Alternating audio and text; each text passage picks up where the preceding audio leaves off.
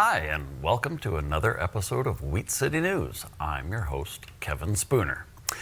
Let's get right to the big story this week. Premier Wab Kinew was in town to deliver some good news for Brandon University. Here's a brief look at what went down.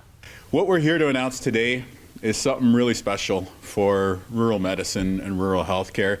Today we're announcing 10 more training seats for doctors right here in Brandon, Manitoba. Wow.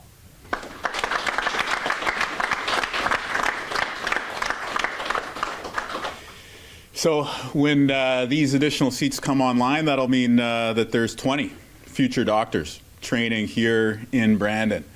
And this is part of a series of investments that you're going to hear from my colleagues and again some of our other great partners on this initiative that are really about building a pathway into the medical field for kids from rural Manitoba, for kids from the Westman region.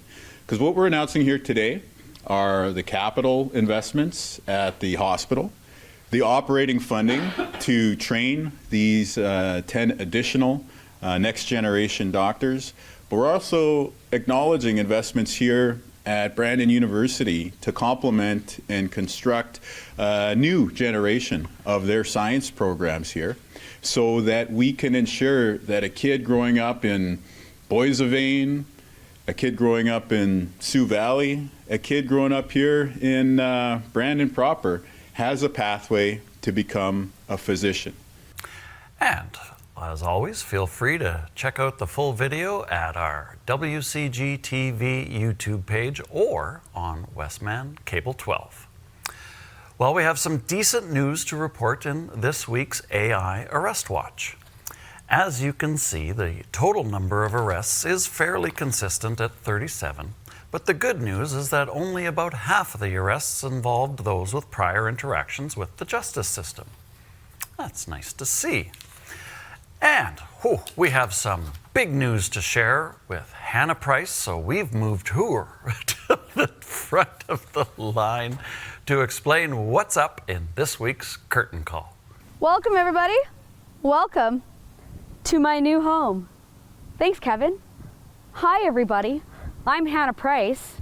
My new title is Manager of Marketing and Communications here at the beautiful WMCA, the Western Manitoba Centennial Auditorium here in Brandon, Manitoba on the Brandon University campus. This is my first day and I'm back from vacation and I'm here to tell you everything that's up in Westman this weekend with arts and culture and entertainment. And what a better place to do it than the home and the hub of arts and entertainment here in Brandon.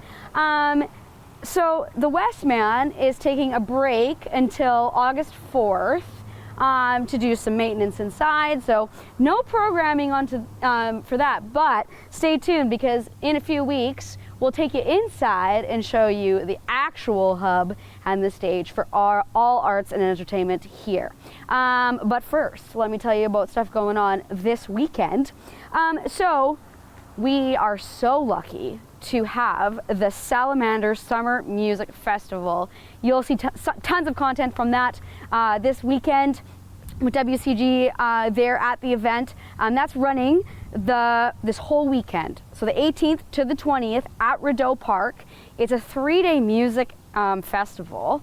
And what a better place to do it at Rideau Park. Tons of space, tons of vendors, tons of arts and entertainment, big space to dance around in, big space to explore, and to just enjoy some really great musical performances. So check out their Facebook for more information. There are 3-day passes and just daily passes available. So if that's something that you want to check out, I know I will be there. So get out and check out that. As always, we've got the markets happening at the Riverbank Discovery Center on Saturday morning. So check that out also on Saturday morning. So you might have seen James Chambers from Chez Angela doing the cookie challenge to try to get the debaters here. And this is where they would be. So I'm going to be joining that challenge at some point, so stay tuned for that. But Saturday morning at Chez Angela at 9:45, they will be doing a cookie sit-in. So what they're going to do is take a video, and they're giving away free cookies. So free cookies, part of the video for the debaters, trying to get them here into town. So if that's something you like and you like Chez Angela cookies, head on down there to get yourself a free cookie. I know I would be there. And also, don't miss the downtown summer market. Like, really, it's the videos that I've been seeing coming out of it and the things that I've been hearing from the people is that it's absolutely amazing. So I will be there next Wednesday to check it out. So get there as well. At the Keystone Center this weekend, we've got the Prairie Cup Manitoba Lacrosse Association's tournament happening. So a completely different turn of entertainment, but definitely a fun lacrosse tournament to check out at the Keystone Center. So as I said, nothing happening here until August, but there's always something to do in the community, and I'll be back more next week with more arts and entertainment for Weed City News. Back to you, Kevin. That is some very exciting news indeed, and I can't wait to see what the WMCA has in store for us. Well, due to some weather this week, the Riverbank Roundup got postponed, but I went a little bit later in the week. I strapped on a GoPro camera and I learned how to kayak in this week's River Roam Roundup.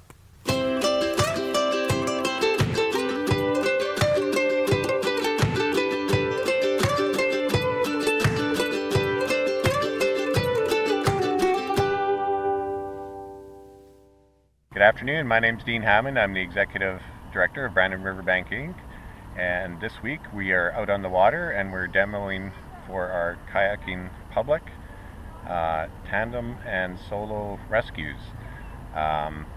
We've invited people out onto the river, we've demoed some different rescue techniques, and then we're giving individuals the opportunity to try it if they so wish. If you're a kayaker, these are very critical skills to have. If you do not know how to do rescues, you're putting yourself and your group at risk. These skills are actually really easy to learn. We encourage you to either take a course, or if you're interested in learning more, come to talk to Des or I at Brandon Riverbank, and we'll help you out and get you started. So I've volunteered Des to be our rescuee. She's younger than I am. So Des is going to go in the water many times tonight, and we will rescue her, or she'll rescue herself. You gonna dunk me? Nope, you're on your own.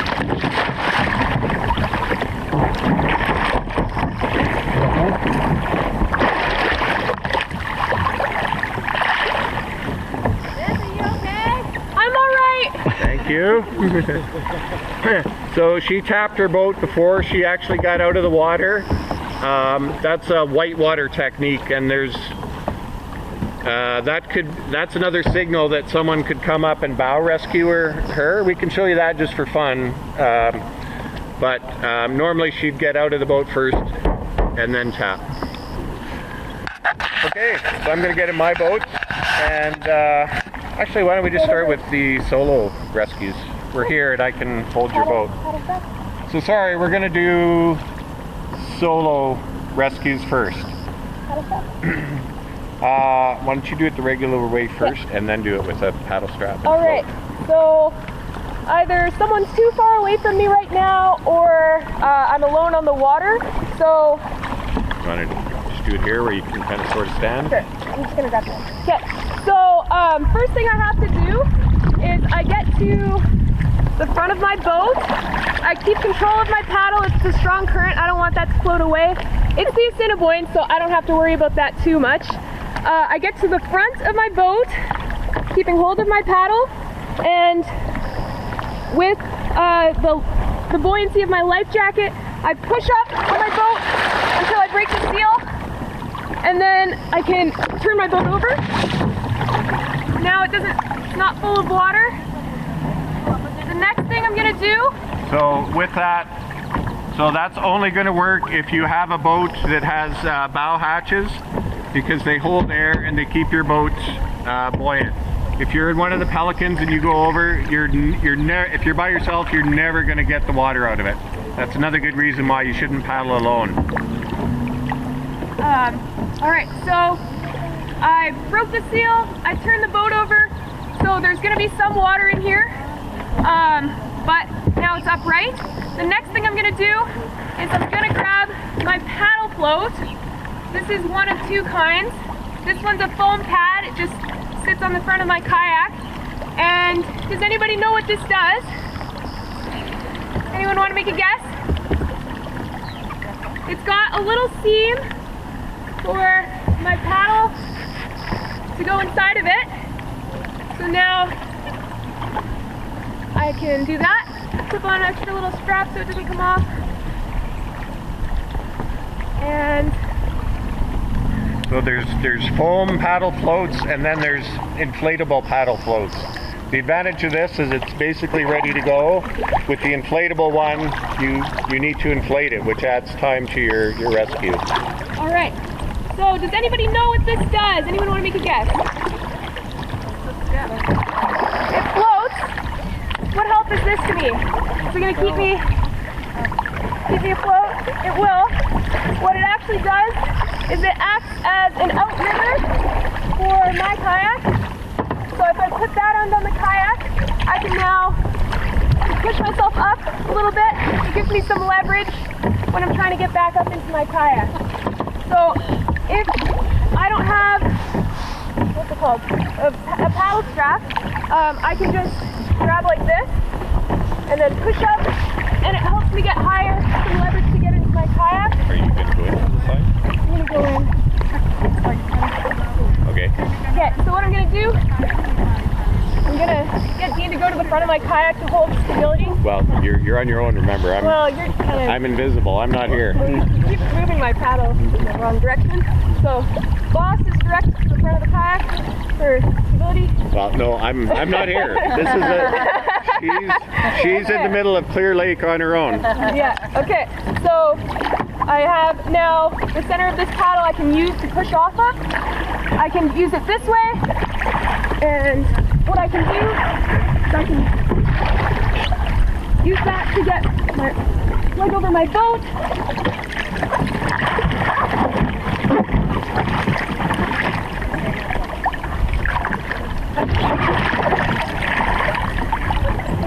Neat. And now, what I can do is I can either shimmy up my kayak like this. What I like to do is I like to sit up and then go this way, where I can put my feet in first and slide in this way.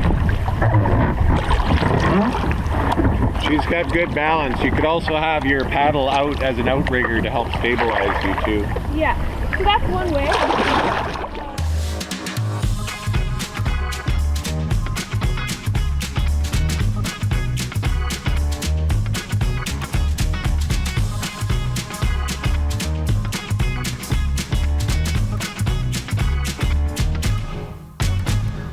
Beautiful. Feel free to keep watching the YouTube channel at WCGTV to see the extended length version of our kayak safety tips. But now, the moment you've all been waiting for. She's not at Music in the Park. She's not even at the skate park. Nope, she's back where she belongs, at the market, the downtown market. It's time for this week's Biz Report. Take it away, Emmy Sanderson.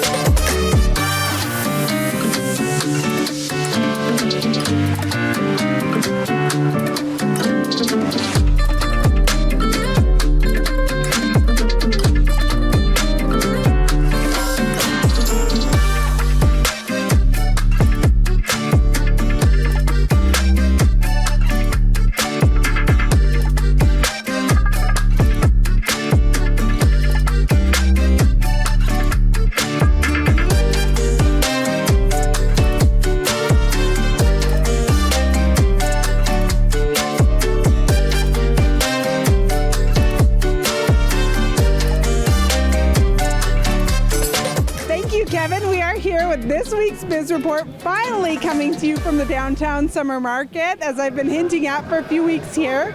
And I have to tell you, we've got dancers, you can see them behind me, and we have people and dancers and kids and food and vendors and the sunshine and people on patios, and it's just the vibe. It's the downtown summer market. The vibes are amazing. If you haven't been down here, you got to get down here. We're here. This is our third market. We got 7 more, so you get lots of chances, but don't miss out. The weather was perfect today, and I don't know what I can say. We have the downtown market vibe happening. It's fantastic. I had a little tear come to my eye because it was so much fun watching the dancers, and there was little kids dancing, and that's what's happening downtown this week. This week and every week through September 3rd, the downtown summer market, Rosser Avenue, the 900 block, we've closed the street 2 to 7, and if you haven't been down here, you got to come down here to see it. We've got something for everybody. Like I said, stuff for the kids, stuff for the grown-ups, and every age in between. So we'll see you down here at the downtown summer market, and we'll see you next week on next week's Biz Report. Back to you, Kevin. Thank you, Emmy. I've been to a few markets now, and the turnout just keeps getting better and better each and every time. Whether it's just a quick bite for lunch or a full sit-down dinner, Emmy has you covered in style. Well, we're getting near the end, but it wouldn't be a show without our very own Sean Pelamo Omale taking some time away from Afrobeats to tell us what she has found around town in this week's Vibe Check. Thanks, Kevin. I am Sean, and this is your weekend Vibe Check, bringing you the best of what's happening right here in Whit City. Kicking off today and running through Sunday, July 20th is the Salamander Festival, which returns to Rideau Park for its 3rd time. This 3-day celebration of music and arts highlights the diverse sounds and flavors of Manitoba with live performances, food trucks, and local artisans, making it the perfect way to soak up the summer.